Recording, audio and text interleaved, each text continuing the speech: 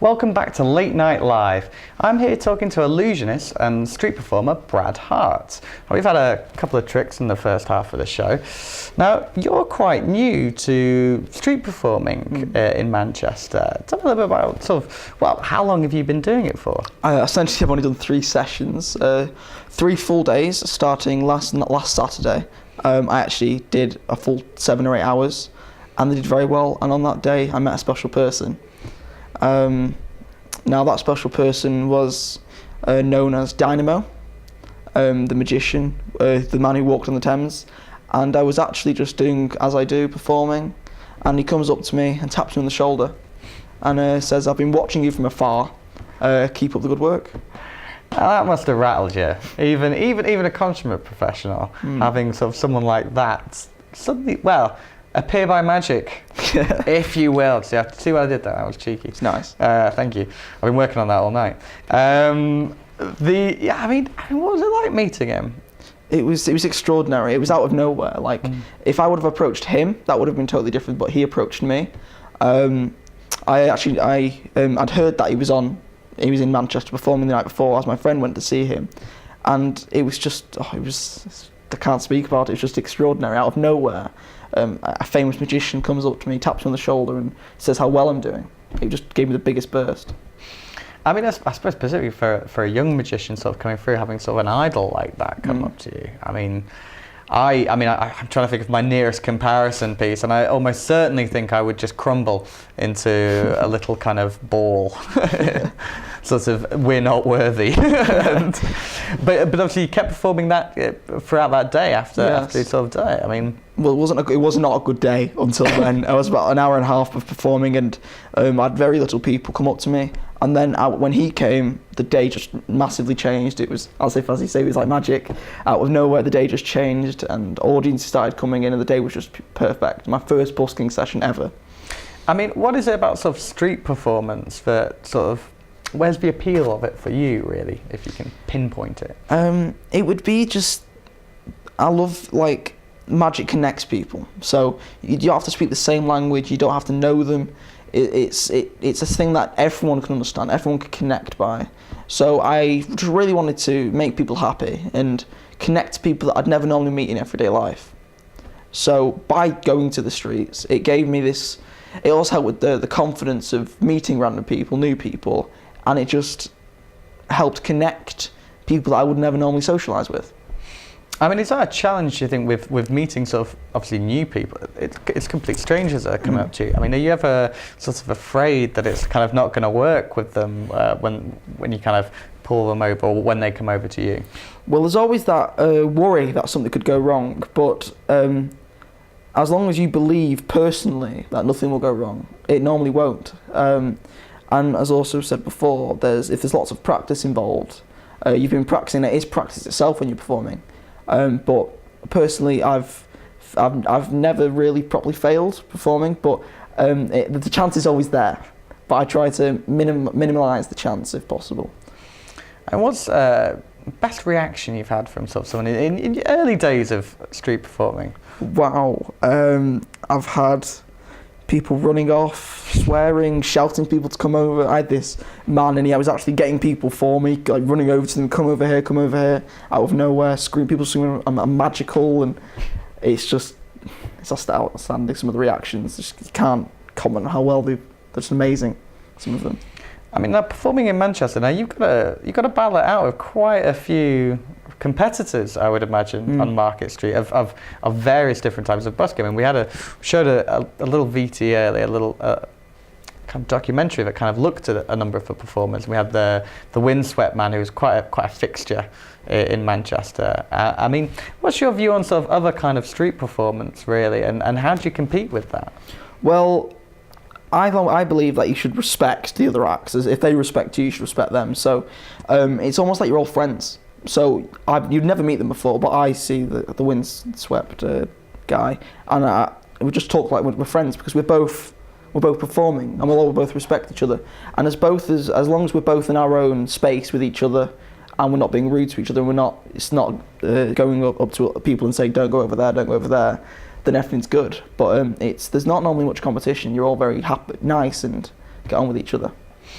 I mean, have you, just in your sort of, very short experience, I mean, is there any sort of standout buskers that you think, yeah, they really kind of encapsulate that kind of essence, if you like, of what street performance is?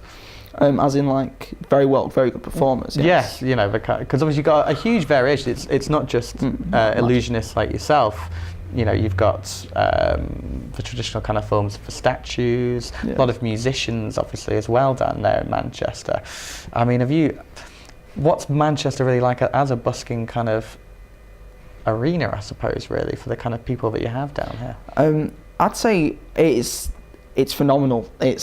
The thing I love about Manchester is it's so diverse. You can go to Manchester and each day you'll see something different. You'll see a different singer or a different performer or a man levitating. It's a show in its own. It's like a paid show. You go there and there's always something happening, always something to put a smile on your face. It's an extraordinary place to perform. Now, illusion and magician at the moment, it's very much on the rise. How are things at the moment for you as a young musician coming through, if you like, at the moment? Well, it's very hard because at such a young age, you've got to try to find your own identity as a magician. You don't want to follow magicians, but not be the exact same as them, as you need to find your identity to get somewhere. So a young gentleman came up to me the other day and asked for some tips about busking, and I just gave him the straightest I could. You know, try to be confident and learn off your mistakes. But as a magician coming up in the society, it can be very, very difficult, as there's since people like Dynamo and David Blaine have come more on the rise, a lot more of younger children want to take it up. So there's a much, much higher demand of magicians. I've got to ask you, now I know you can't really tell me very much, and that's the most frustrating thing. I think you might know where I'm going with this. The Magician's Circle. The Magic Circle? Yes. What would you like to know about it? How do I get in to start? That's first and foremost. I'm going to cut straight to the chase. How do I get into this thing? What do you, because obviously I'm using you as an example, you know, what have you had to do to get yourself there? Well, there's multiple magic circles. There's the Magic Circle in Manchester, which I'm based in. That's a junior section, so essentially you just apply for it. And what's the age restriction on that? There is no age restriction. It's born till 16. That's the junior, and then you got the senior in Manchester, and then you've got the one in London, which I believe you have to audition for. But they're all connected. All connected. So as long as you perform magic as a hobbyist or a performer, you've got any chance of pretty much getting in. But it's a very close circle, as they say. Because obviously you have this idea that, you know, now a magician never shares his secrets. I mean, how kind of strict is that within the magician's circle? Again, I'm not trying to get you into trouble in any way, shape, or form. There has been people removed from the circle for revealing tricks on live television. It's not meant to be done, but if you reveal it, you kind of seen as if it's shamed upon in a way. I suppose it ruins. It ruins. Yeah, I mean, you know, I've been completely clueless so far, unfortunately. But no, the kind of flicks that you have. Cardistry. Yeah, I mean, what is it about them that, I mean, because they're very, very beautiful in the way that the cards move. I mean, in terms of how long you've been doing that for, like, how have you got to this point now where you can just do these wonderful? Well, the thing is with a deck of cards is they are so diverse because there are only 52 cards in the deck. So when you're practicing, you drop them loads. Because you're always messing around with them. But that's a total different branch of magic. It's known as cardistry. So as you said, like twirling the cards around, making them look, it's beautiful. It's more of a presentation piece, more of like a dance with hands than actual performing art. But yeah. Now I believe you got one last little trick for me, which I'm not going to get, which is going to hugely frustrate me and probably means I won't get very much sleep. But I'm determined to catch you out this time if I can. Okay, let's warm up for this one. Okay, what I'd like to do is take out any playing card, any single card you like, any card. So I don't know how to keep my eyes on your eyes or your Okay. Yeah. Now it doesn't matter if I see the card. Okay. But to show the camera and sign the card for me. Okay. We in business there? It doesn't matter if you see it. Doesn't matter if I see it. Doesn't matter if you see it. Okay, it's a very nice card. Okay, so can you just keep the cap off me? That's okay. keep the cap. Yeah. Keep the cap off? Yes. Okay. Okay, show the camera this. So we've got the 7 of hearts. Okay. Now we're going to take the 7. Okay, I'm going to fold it. Okay, we'll fold it like so. Now this is going to come across really, really strange. I want you to open your mouth and bite down on it. Okay. It's strawberry flavour. I don't know if you can taste it, but oh yeah, pretty nice. Yeah, pretty nice. Okay, so look, we'll take the next card up. Show you this, the Ace of Diamonds. Okay. Now I'm going to sign my name on it. Okay, my name is Brad. You're just doing this to make me look stupid. No, it's honestly, it's beautiful. It just tastes gorgeous. Okay, look, we'll take the Ace of Diamonds with my signature on it. Okay, I'm going to take that card and we're going to fold that one up as well. Okay, now this is going to come across really weird. Can I borrow both of your hands, please? Okay.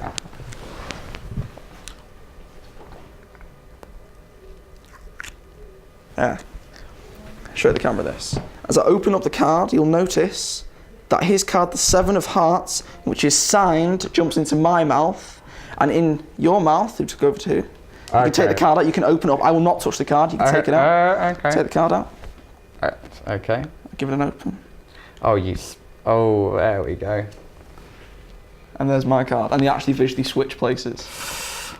Absolutely fantastic. It has been a pleasure having you in tonight. I think the people of Manchester, look out for him on the street. We'll be here, and I don't think we've seen the last of you by any stretch of the imagination.